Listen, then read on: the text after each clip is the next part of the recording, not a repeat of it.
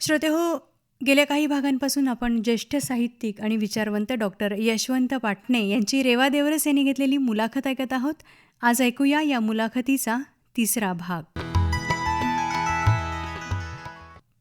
Sir, आता गेले कित्येक वर्षापासून आपण या साहित्य क्षेत्रात आहात. तर कविता, समीक्षा किंवा वैचारिक लेखन यापैकी आपल्याला भावलेला प्रकार कोणता आणि यातला प्रकार आपल्या जवळचा कोणता वाटतो आपल्याला? मला ललित लेखन आवडतं. बरं. ललित लेखनात कसं असतं की ज्याचा त्याचा एक पिंड असतो. हो. मी साने गुरुजी जेवढं वाचतो तेवढं मला लक्षामध्ये येतं की गुरुजी किती छान सोप्या सोप्या भाषेमध्ये लिहितात. म्हणजे त्यांच्या शब्दांना तो मांगल्याचा आणि संस्काराचा असा स्पर्श असतो. बरोबर. आणि सहज त्यांचे शब्द असे काळजात जातात. म्हणजे मी कित्येक वेळा वाटतो आता मुलांना सांगायचं कसं, मग ती श्यामची आई जसं त्यातली आई त्या लेकराला सांगते फुलं काढून दे, ती लेकरू काय म्हणतं, आई मी आत्ता स्नान केलंय, माझ्या पायाचे तळवे मळतील ग. तेव्हा गुरुजींची आई जी आहे ती काय म्हणते, माझा मी पदर पसरते त्याच्यावरती पावलं ठेव, मला फुलं काढून दे. तो फुलं काढून देतो, पण जाताना आई जे वाक्य उच्चारते, बेटा पायाचे तळवे मळू नयेत म्हणून काळजी घेतोस, तसं मन मळू नये म्हणून सुद्धा काळजी घे. वा. मला वाटतं की हे माझ्या लिखाणातलं मला आवडलेली गोष्ट असते. मी खरं तर कथेतनं जास्त बोलतो. म्हणजे आपण साधेपणा इथे म्हणू शकतो त्याला. साधेपणा म्हणा तुम्ही किंवा सोपेपणा म्हणा, सुलभपणा म्हणा, पण माझा पिंड मला जड नाहीच बोलता येत आणि मला लिहिता पण येत नाही. मग मला तो आव आणून काहीतरी आपण गोष्ट करतोय असं वाटतं. म्हणजे उगीच उसणं काहीतरी घ्यायचं. मी व्याख्यान द्यायला लागलो ना तर मला प्रसंगातनं, जसं तुम्हाला मी सुंदर जगण्यासाठी सांगितलं, मला असं थोडं दृष्टांत देत, थोडंसं कथा सांगत असं बोललेलं आवडतं. म्हणजे सामान्य माणसांपर्यंत आपले विचार पोहोचले पाहिजे, हा त्याच्यात मागचा भाव आहे. याचा अर्थ मॅडम असा नाही की मी जे काही वैचारिक लिहितात त्यांचं हे करतोय, तेही तितकंच गरजेचं आहे. हे लक्षात घ्या, ते सुद्धा सकसच आहे. प्रत्येक वेळी तुम्हाला हलकं फुलकन चटपटीत द्यावं असा हेतू नाही. कारण असंही होण्याची शक्यता असते ना की सवंग लोकप्रियता मिळवण्यासाठी उगीच टाळ्या वाजवणारं बोलायचं, हे मला मंजूर नाही.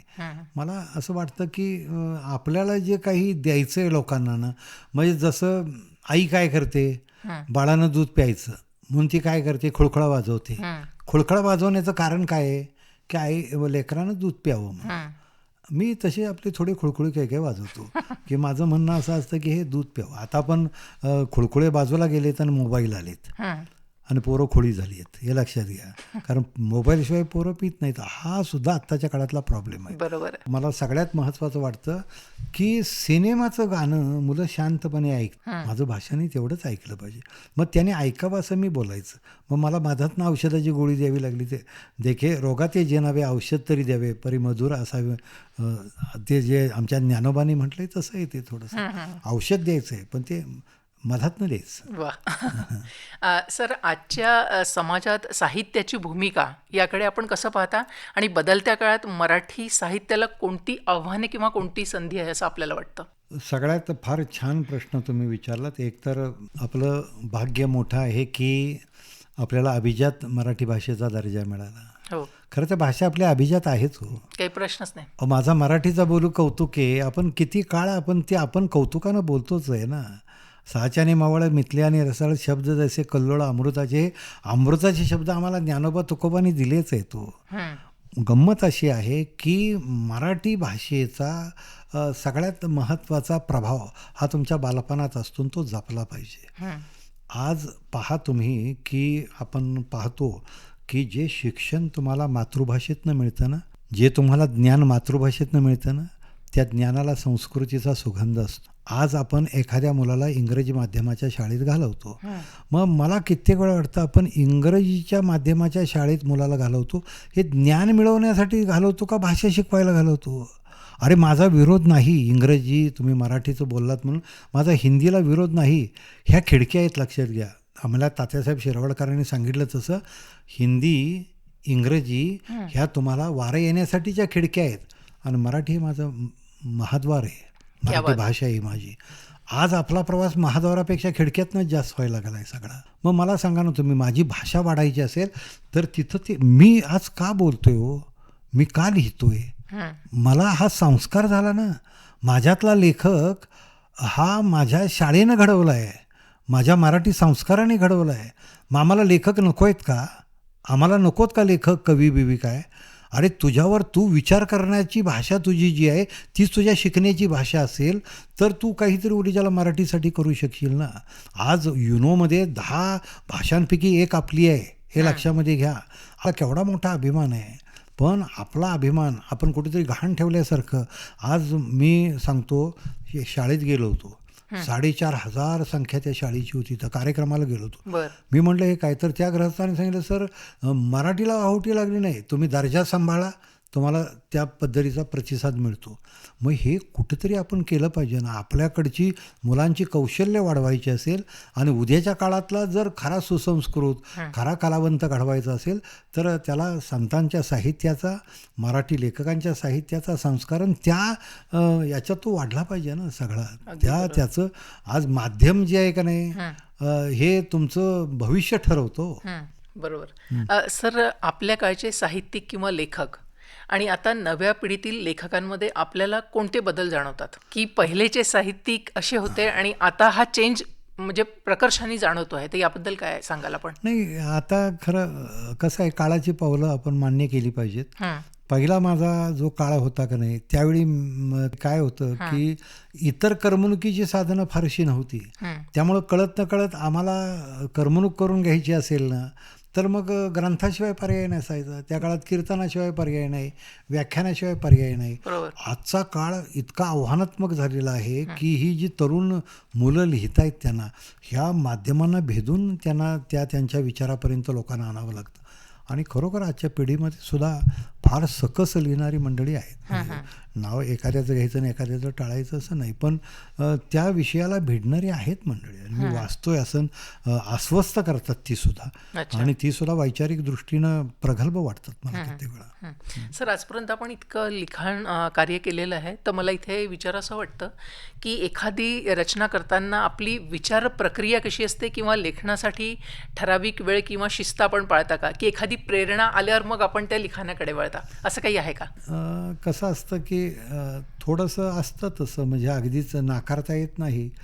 पण काय असतं काही वेळेला आपण एखादी गोष्ट मनात, आता उदाहरणार्थ मला एखादा विषय दिला की ह्या विषयावर तुम्हाला बोलायचं आहे, मग मी साधारणतः चिंतन करतो ना. आता तुमच्याकडे आकाशवाणीवरती मला बोलायचं आहे, तुम्ही काय प्रश्न विचारणार मला माहीत नव्हतं, पण तरी सुद्धा आपल्याला एक बोलावं लागलं तर काय आपण सांगायचं याचं जसं मी एका. आणि चिंतनासाठी कसं असतं काही वेळा खरा अतिशय उपयुक्तच असतात. म्हणजे असं नाही तुम्हाला, मला संध्याकाळचं बसलं थोडं आजूबाजूला शांतता झाली की लिहायला बरं वाटतं.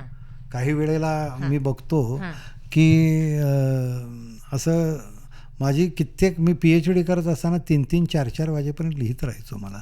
म्हणजे माणसं झोपल्यानंतर त्याला जागं करण्यासाठी आपण लिहितो का असं कधी कधी वाटायचं. पण मला त्या वेळा, आणि कसं आहे माझं मात्र हे मन असं नाही की कुठंतरी अगदी निसर्गरम्य ठिकाणात जायचं आणि तिथं मग मान टाकायची आणि मग तिथं अगदी छान कडीची झाडं, वाहणारं वारं, असं काही नाही.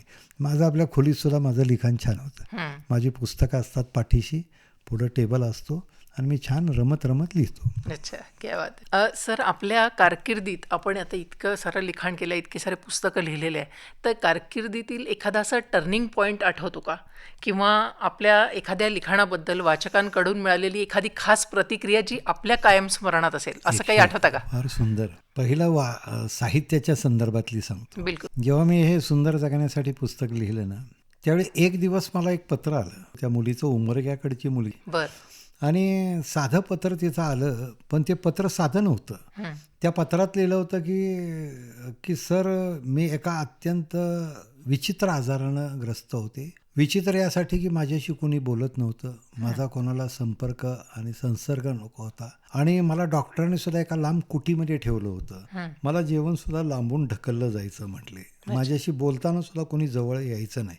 पण एक दिवस तुम्ही उमरग्यात भाषणाला आला असेल तर तिथं एक पुस्तक माझ्या समोर टाकलं, म्हटले सुंदर जगण्यासाठी. अच्छा. आणि सर खरं सांगते, मी वाचत गेले. मी इतकं वाचत गेले, खरं सांगते म्हटले सर की मी आता अगदी छान बरी झाली आहे. मी आता स्वतःच्या घरी आले आहे. मी छोटंसं माझं ग्रंथालय उभं केलंय. पण खरं सांगू सर म्हटले, मी डॉक्टरांच्या औषधापेक्षा तुमच्या अक्षरानं तरतरीत झाले म्हटलं. वा, क्या बात. मला सांगा, वाचकानं दिलेलं हे पत्र माझा सर्वोच्च पुरस्कार होता वा. आपल्या जगण्यातला.